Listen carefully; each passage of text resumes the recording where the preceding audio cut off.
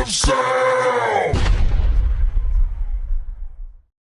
Guess I'll just close my eyes. Who are you? Who are you? This is a 420 TV presentation, The Lost Book of Enki, Part 4. The Third Tablet. So get your smoke and take a toke. It's time to get your nanu on. Tablet 3. The fate of Nibiru is in my hands. To conditions you must give. Those were the words of Alalu. From dark-hued earth to Nibiru they were by the speaker beamed. When the words of Alalu to Anu, the king, were conveyed, Anu was astounded. And astounded were the counselors, amazed were the sages. Alalu is not dead. They each other asked. Could indeed he on another world be living? They with disbelief were saying. Was he not on Nibiru hiding, in the chariot to a place of concealment gone? The commanders of chariots were summoned, savants the beamed words considered. The words from Nibiru did not come. From beyond the hammered bracelet were they spoken. This was their finding, this to Anu the king they reported. Stunned was Anu. The happening he pondered. Let words of acknowledgment to Alalu be sent. To the assembled he was saying. At the place of the celestial chariots the command was given. To Alalu words were spoken. Anu the king, to you his greetings sends. Of your well-being to learn he is pleased. For your departing from Nibiru there was no reason. Enmity is not in Anu's heart. If gold for salvation you have indeed discovered, let Nibiru be saved. The words of Anu to Alalu's chariot did reach. Alalu quickly answered, if your saviour I am to be, your lives to save, convene the princes to assembly, my ancestry declare supreme. Let the commanders make me their leader, bow to my command. Let the council pronounce me king, on their throne Anu to replace. When the words of Alalu on Nibiru were heard, great was the consternation. How could Anu be deposed? The councillors asked each other. What if Alalu mischief, not truth, is telling where is his asylum? Did gold indeed he find? They summoned the sages, of the wise and learned counselling they asked. The oldest of them spoke, I was Alalu's master. He was saying. He had hearkened to teachings of the beginning, of the celestial battle he was learning, of the watery monster Tiamat and her golden veins he knowledge acquired. If indeed beyond the hammered bracelet he had journeyed, on earth, the seventh planet, is his asylum. In the assembly a prince spoke up, a son of Anu he was, of the womb of Amtu, Anu's spouse, he was the issue. Enlil was his name, lord of the command it meant. Words of caution he was saying, of conditions Alalu cannot speak. Calamities were his handiwork, by single combat in wrestling he the throne forfeited. If Tiamat's gold he indeed had found, proof of that is needed. Is it for protecting our atmosphere sufficient? How through the hammered bracelet to Nibiru can it be brought? Thus did Enlil, the son of Anu, speak. Others many questions also asked. Much proof was greatly needed, many answers are required, all agreed. The words of the assembly to Alalu were conveyed, a response demanded. Alalu the words merit pondered, to transmit his secrets he agreed. Of his journey and its perils in truth he an account gave. Of the tester its crystal innards he removed, from the sampler its crystal heart he took out. Into the speaker he the crystals inserted, all the findings to transmit.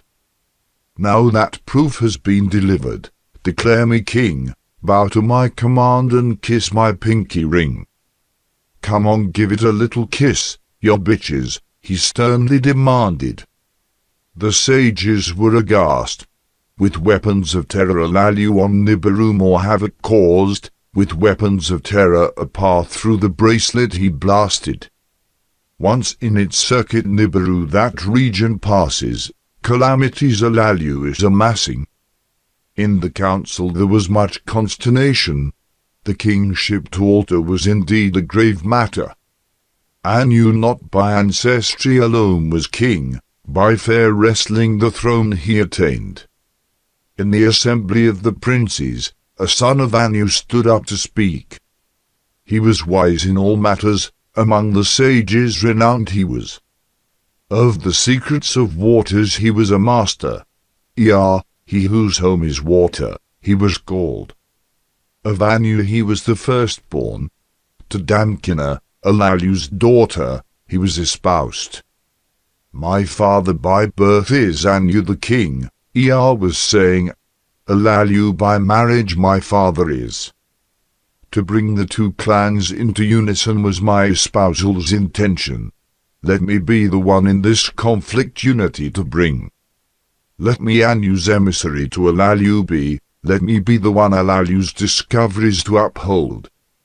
Let me in a chariot to earth journey, a path through the bracelet with water, not fire, I shall fashion.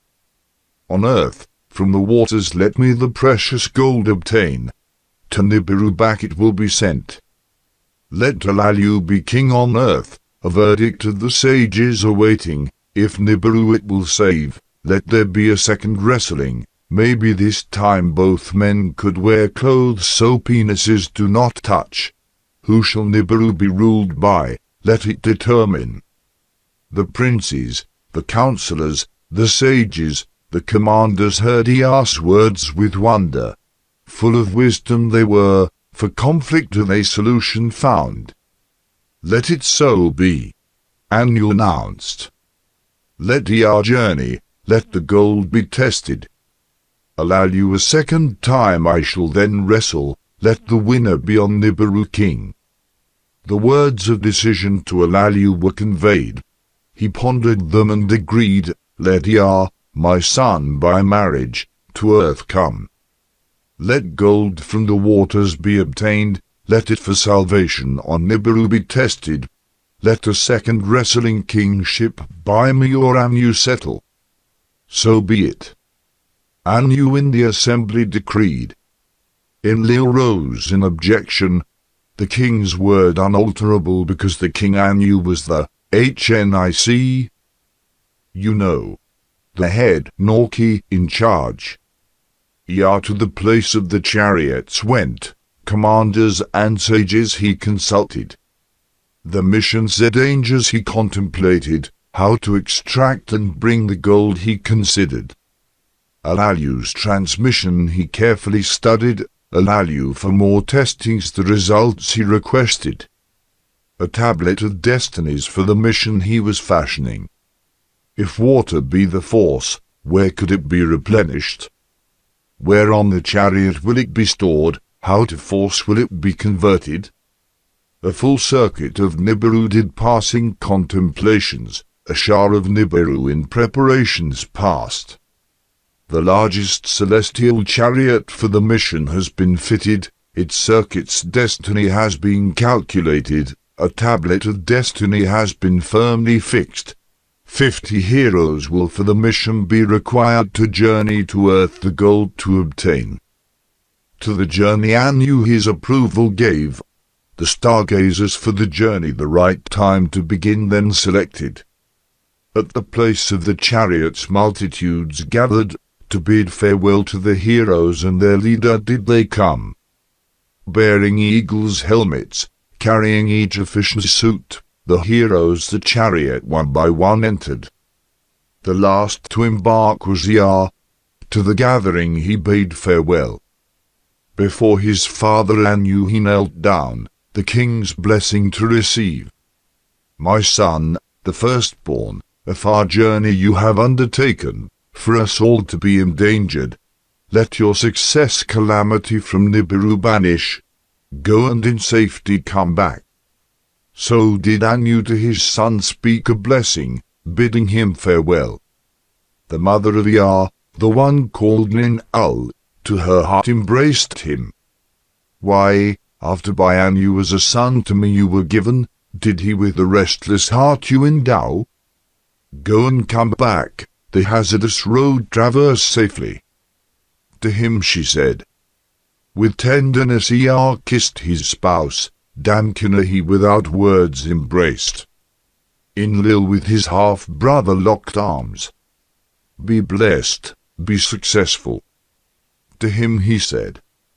With heavy heart, Ea the chariot entered, to soar up the command he gave. Now this is the account of the journey to the seventh planet, and how the legend of the fish god who came from the waters was begun. With heavy heart Ea the chariot entered, to soar up the command he gave.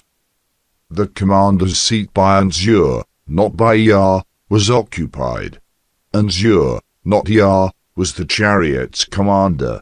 He who knows the heavens his name's meaning was, for the task he was especially selected. A prince among the princes he was, of royal seed his ancestry he counted. The celestial chariot he deftly guided, from Nibiru it powerfully soared, toward the distant sun he it directed. 10 leagues, 100 leagues the chariot was coursing, 1,000 leagues the chariot was journeying. Little Gaga or Pluto came out to greet them, a welcome to the heroes it was extending. To blue-hued and to Neptune, the beautiful enchantress, it showed the way. By her sight Anzur was attracted. Let us examine her waters. Anzur was saying.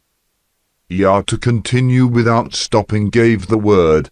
It is a planet of no return, he forcefully said. Toward the heavenly on, the planet Uranus, the third in planetary counts, the chariot continued. Laid on his side was on, lying, his host of moons about him were whirling. The testis beams the presence of water was revealing. A stop if needed to Ea it was indicating. To continue the journey was Ea saying, toward Anshar, Saturn, the heaven's foremost prince, he was directing. Soon the ensnaring pull of Anshar they could tell, his coloured rings with fear they admired. Deftly did Anzur the chariot guide, the crushing dangers he cleverly avoided. The giant Kishar, Jupiter, foremost of firm planets, was next to be encountered. Her net's pull was overpowering. With great skill did Anzur the chariot's course divert. With fury Kishar at the chariot divine lightnings was thrusting, her host at the uninvited she directed. Slowly Kishar moved away, for the chariot the next enemy to encounter, beyond the fifth planet the hammock bracelet, the asteroid belt, was lurking. Ea his handiwork to set a-whirring, the water thruster to prepare. Toward the host of turning boulders the chariot was rushing, each one like a slingshot stone, ferociously at the chariot aimed. The word by Ea was given, with the force of 1,000 heroes the stream of water was thrust. One by one the boulders turned face, a path for the chariot they were making. But as one boulder fled, another in its stead was attacking. A multitude beyond count was their number, a host for the splitting of Tiamat revenge seeking. Again and again Ea the commands gave, the water thruster to keep a-whirling. Again and again toward the host of boulders streams of water were directed. Again and again the boulders their faces turned, a path for the chariot making. And then at last the path was clear, unharmed the chariot could continue. A cry of joy the heroes sounded. Double was the joy as the sight of the sun was now unveiled. Amidst the elation Anzur the alarm sounded, for the path to have fashioned, excessive waters were consumed, waters to feed the chariot's fiery stones for the remaining journey were not sufficient. In the dark deepness of the sixth planet they could see the sun's rays it was reflecting. There is water on Lamu, the red planet, Mars. Ea was saying.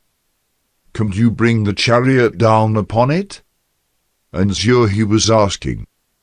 Deftly and the chariot toward Lamu directed, reaching the celestial god, around it the chariot made circle.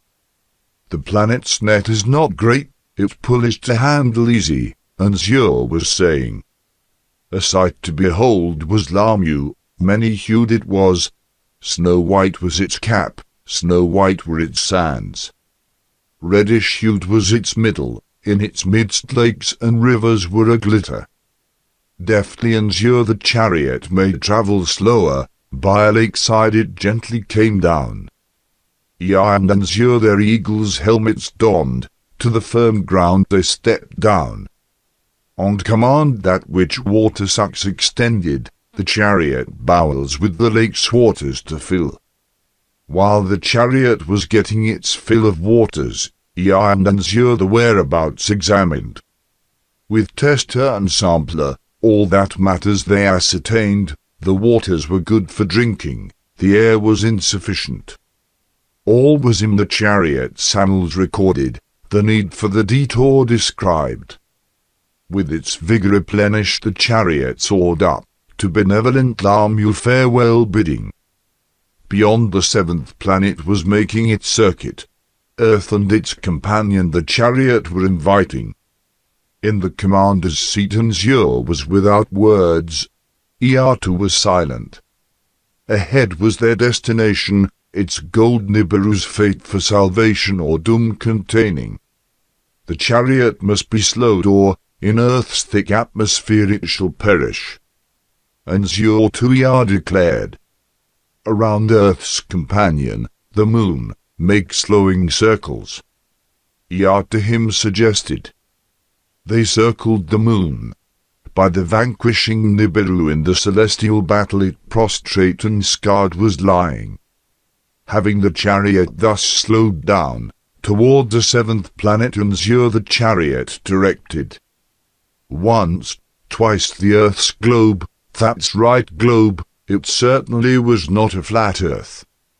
He made the chariot circle, ever closer to the firm land he lowered it. Snow-hued was 2/3 of the planet, dark-hued was its middle. They could see the oceans, they could see the firm lands. For the signal beacon from Alayu they were searching. Where an ocean touched dry land, where 4 rivers were swallowed by marshes, Alayu's signal was beaconed. Too heavy and large the chariot is for the marshes. And was declaring the earth's pulling net, too powerful from dry land to descend it is. And to Ea announced. Splash down. Splash down in the ocean's waters. Ea to and shouted. Around the planet made one more circuit, the chariot with much care toward the ocean's edge he lowered. The chariot's lungs he filled with air. Into the waters down it splashed, into the depth, it was not sinking. From the speaker a voice was heard, to earth be welcomed. Alayu was saying. By his beamed words the direction of his whereabouts was determined. Toward the place the chariot directed, floating as a boat it was upon the waters moving. Soon the wide-ranging ocean narrowed, dry land on both sides as guardians appeared. On the left side brown-hued hills were rising, on the right mountains to heaven their heads raised. Toward the place of Alayu was the chariot moving, floating like a boat upon the waters it was. Ahead the dry land was covered with flooding, marshes the ocean were replacing. And to heroes commands uttered, their fishes' suits to put on he ordered. A hatch of the chariot was then opened, into the marshes the heroes descended. strong ropes to the chariot they attached, with the ropes the chariot they were pulling. Alalu's beamed words more powerful were becoming. "Hurry! Hurry!" he was saying. At the edge of the marshes, a sight that was to behold, gleaming in the sun rays, was a chariot from Nibiru. Alalu's celestial boat it was. The heroes their paces quickened, toward Alalu's chariot they hurried. Impatient, Ea donned his fisher's suit. Within his chest his heart was like a drum beating. Into the marsh he jumped, toward its edge hurried steps he directed. High were the marshes flooding, deeper was the bottom than he expected. He changed his gear to swimming, with bold strokes forward he advanced. As dry land he was approaching, green meadows he could see. Then his feet touched firm ground. He stood up and by walking he continued. Ahead he could see Alalu standing, with his hands with vigor waving. Coming out of the waters, ashore Ea stepped, on dark-hued earth he was standing. Alalu toward him came running, his son by marriage he powerfully embraced. "Welcome to a different planet," Alalu to Ea said. "Now this is the account of how a ride you on earth was established, how the count of 7 days was begun." In silence did Alalu and Ea embrace, with tears of joy his eyes were filled.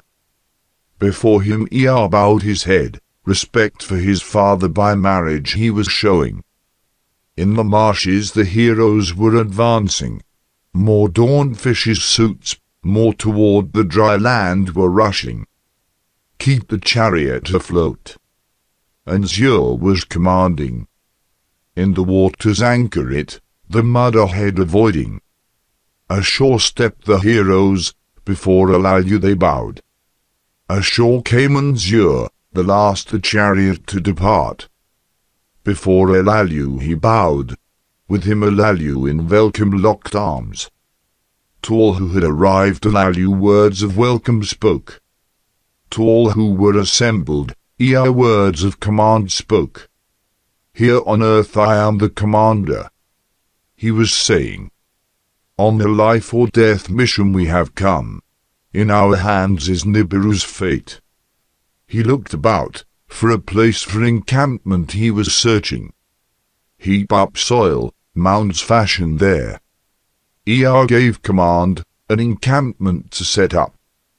To a place not too far he was pointing, a reed hut abode by Alalu erected. To Enzur then words he directed, to Nibiru words by beaming deliver, to the king my father, and you, successful arrival announce. Soon the hue of the skies was changing, from brightness to reddish it was turning. A sight never seen before their eyes was unfolding, the sun, as a red ball, on the horizon was disappearing. Fear seized the heroes, of a great calamity afraid they were. Alalu with laughter words of comfort was saying, "A setting of the sun it is, the ending of one day on earth it is marking. For a quick rest lie down.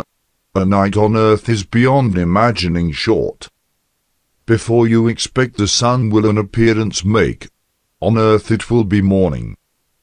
Before expecting, darkness came, the heavens from the earth it separated.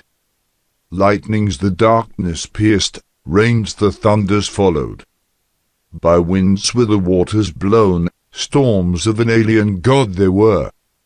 In the chariot the heroes hunkered down, in the chariot the heroes huddled.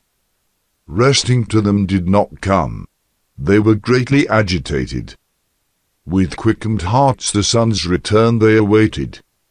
Smiling when its rays appeared they were, joyful and backslapping. And it was evening and it was morning, their first day on earth it was. By daybreak Ea the ongoings considered. To separate waters from waters heed he was giving.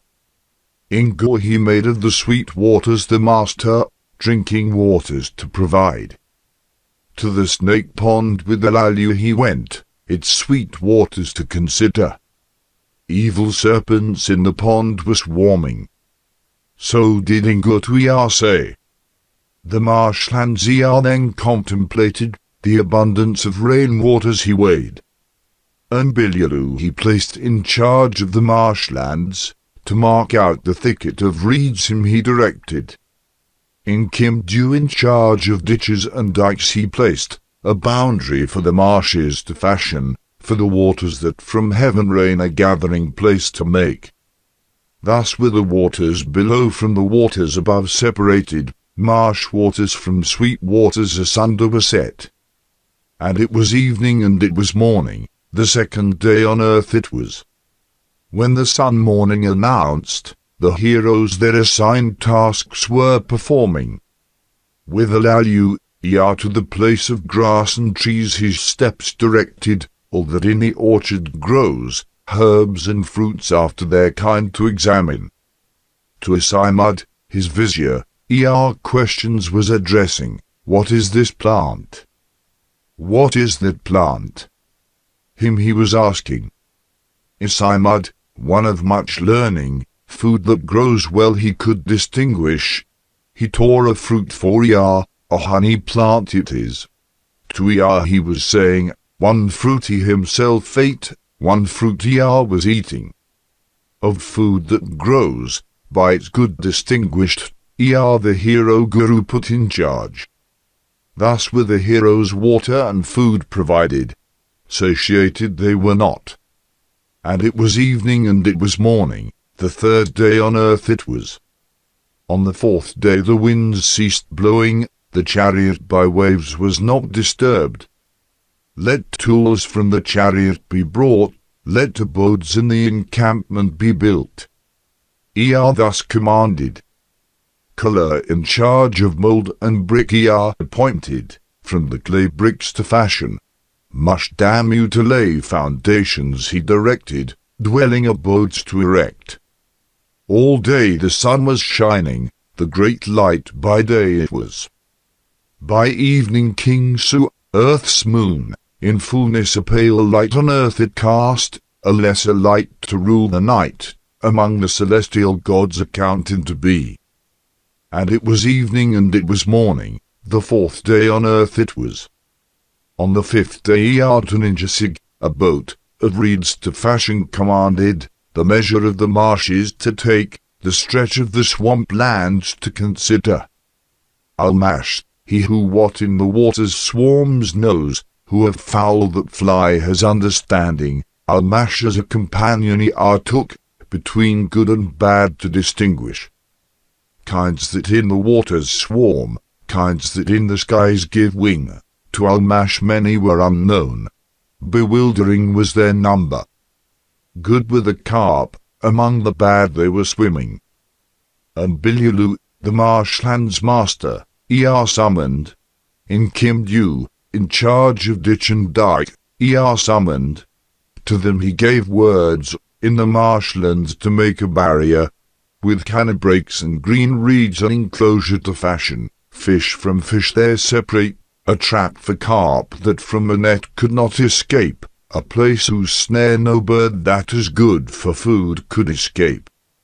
Thus were fish and fowl, by their good kinds separated, for the heroes provided. And it was evening and it was morning, the fifth day on earth it was. On the sixth day Ea of the orchard's creatures took account. In Yursag to the task he assigned, that which creeps and that which on feet walks to distinguish. The kinds in Yursag astounded, of the ferocity of their wildness to Ea, an account he gave. Eakala summoned, to Mushdamu urgent commands he gave, by evening time the abodes to be completed, by a fence for protection to be surrounded. The heroes to the task put their shoulders, bricks on the foundations were quickly laid. With reeds were the roofings made, of cut-down trees was the fencing put up. And Zur beam that kills from the chariot brought over, a speaker that words beams at Ea's abode he set up. By evertime, complete was the encampment. For the night therein the heroes gathered. Ea and Alalu and Ensure the doings considered. All that was done indeed was good. And it was evening and it was morning, the 6th day. On the 7th day, the heroes in the encampment were assembled. To them Ea spoke these words: "A hazardous journey we have undertaken. From Nibiru to the 7th planet a dangerous way we traversed. At Earth we with success arrived, much good we attained, an encampment we established. Let this day be a day of rest, the 7th day hereafter a day of resting always to be. Let this place henceforth by the name Eridu be called, home in the far away the meaning thereof will be. Let a promise be kept, let Alalu of Eridu the commander be declared." The heroes thus assembled, in unison agreements shouted. Words of consent Alalu uttered, then homage to Ea he greatly paid. Let Ea a second name be given, a new Dimud, the artful fashioner, let him be called. In unison the heroes' agreement announced. And it was evening and it was morning, the 7th day. Now this is the account of how the searching for gold was begun, and how the plans on Nibiru made to Nibiru salvation did not provide. After the encampment of Eridu was established and the heroes with food were satiated, Ea the task of gold from the waters obtaining started. In the chariot the firestones were stirred up, its great cracker was enlivened. That which water sucks from the chariot was extended, into the marsh waters it was inserted. Into a vessel of crystals the waters were directed, from the waters the crystals or that as metal in the vessel extracted. Then from the vessel that which spits out the waters to the fish pond spat out. Thus were the metals that were in the waters in the vessel collected. Ingenious was Ea's handiwork, an artful fashioner indeed he was. For 6 earth days marsh waters were sucked in, marsh waters were spat out. In the vessel metals indeed were collected. The metals on the 7th day by Ea and Alalu were examined. Of many kinds were the metals in the vessel. Iron there was. Much copper there was. But of gold there was no abundance. In the chariot another vessel, the artful handiwork of new Dimud, the metals after their kinds were separated, ashore kind by kind they were carried. For 6 days thus did the heroes toil. On the 7th day they rested. For 6 days were the crystal vessels filled and emptied, on the 7th day were the metals accounted. There was iron and there was copper, and other metals too.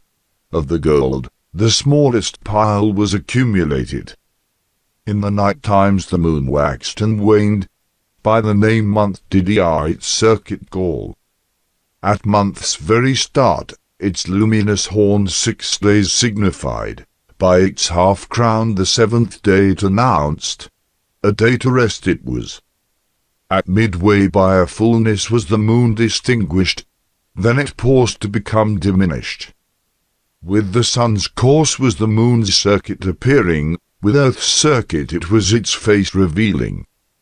Fascinated by the moon's motions was Ea. Its attachment as King Sutuki he contemplated. What purpose did the attachment serve? What heavenly sign was it giving? A month did Ea the moon's circuit call. Month to its circuit he gave the name. For 1 month, for 2 months, in the chariot were the waters separated. The sun, every 6 months, to earth another season gave. Winter and summer did Ea by names them call. There was winter and there was summer. By year of earth did Ea the full circuit call. By year's end of the accumulated gold account was taken. Much to dispatch to Nibiru there was not. The swamp land's waters are deficient. Let the chariot to the deeper ocean be moved. So was Ea saying. From its moorings was the chariot untied. Back whence it came it was shifted. With great care were the crystal vessels stirred up, the salt waters through them passing. Metals by their kinds were separated, gold among them was sparkling. From the chariot of the happenings Ea to Nibiru word did beam, and knew to hear it was pleased indeed. In its destined circuit Nibiru to the sun's abode was returning, a closeness to earth on its Shah circuit was Nibiru attaining. With eagerness did Anu about the gold inquire. Is there enough for sending to Nibiru he was asking. Alas, not enough was of the gold from the waters collected.